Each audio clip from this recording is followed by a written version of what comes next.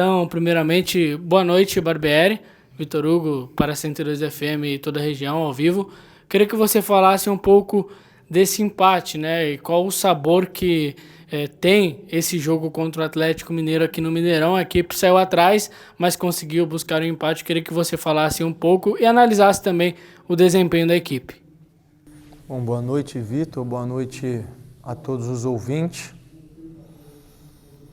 Eu acho que é um ponto importante, um ponto que a gente teve que se dedicar bastante para conquistar. Lógico que a ideia inicial sempre é buscar a vitória.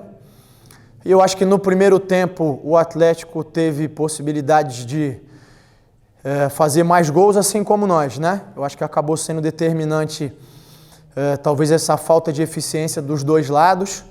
No segundo tempo a gente optou por fechar um pouco mais os espaços, porque a gente entendeu que o jogo estava bastante aberto e eu acho que a gente, no geral, conseguiu controlar bem os espaços. Eles finalizaram a grande maioria das bolas que finalizaram de longe, de longa distância, sem tanto perigo para o Cleiton. Tiveram uma bola perigosa num cruzamento e a gente teve boas possibilidades de tentar, no contra-ataque, aproveitar os espaços que eles estavam oferecendo.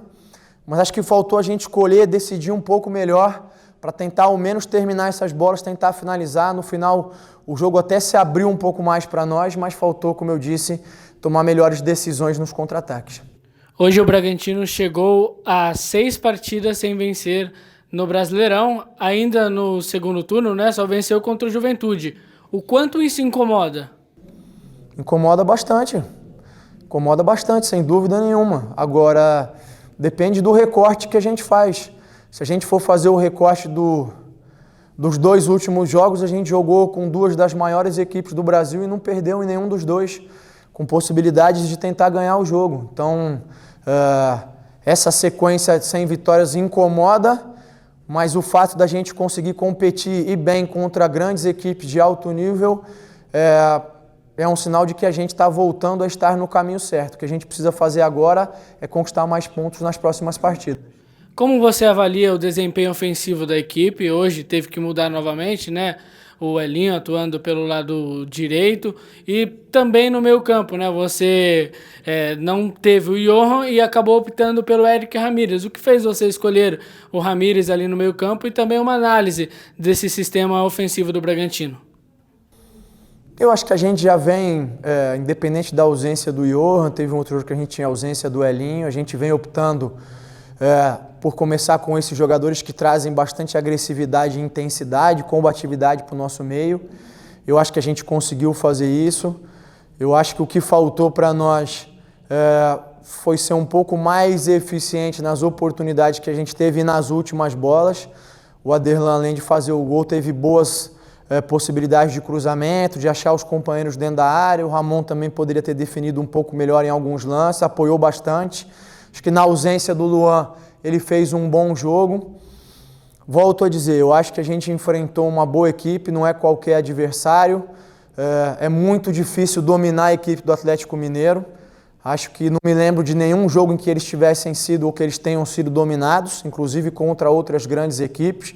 E eu acho que a gente se comportou bem, mas como sempre tem pontos positivos que a gente tem que analisar e outros que a gente sem dúvida nenhuma tem que olhar com carinho e buscar melhorar.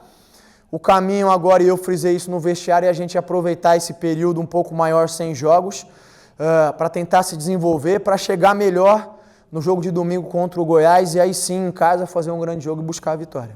Ainda sobre esse recorte curto, né, do turno, queria que você falasse também sobre o sistema defensivo, porque o Bragantino, nesses 6 jogos sem vencer, tomou gol em todos e nesse momento no Brasileirão só não tomou mais gols que as equipes que estão na zona de rebaixamento. Como é tratado isso internamente para corrigir os erros, as falhas e também cessar, né, o número de gols que a equipe vem tomando? Eu queria que você aproveitasse e também analisasse esse tempo que a equipe vai ter aí de folga, né? O que você vai buscar trabalhar nesse período aí que vai ter para trabalhar, porque o próximo jogo é só no domingo que vem. Sim, eu acho que esse é um ponto que a gente tem batido bastante, acho que é o ponto mais fora da curva em relação ao desempenho da nossa equipe. Realmente é um número de gols elevado, a gente tem procurado ajustar isso, tem procurado conversar nesse sentido. Eu acho que em algumas situações a gente precisa ter uma outra postura, uma outra conduta, ser um pouco mais agressivo, um pouco mais atento em situações que a gente tem oferecido aos adversários. Eu acho que quando você pega o número de gols é elevado, quando você vai para grandes chances que o adversário cria em relação a nós não somos uma equipe que está embaixo na tabela. Ou seja, os adversários não têm muitas chances de gol contra nós, mas eles têm conseguido ser efetivos nas boas chances que eles têm. Então a gente precisa trabalhar para diminuir essa efetividade deles, para tentar ceder ainda menos chances.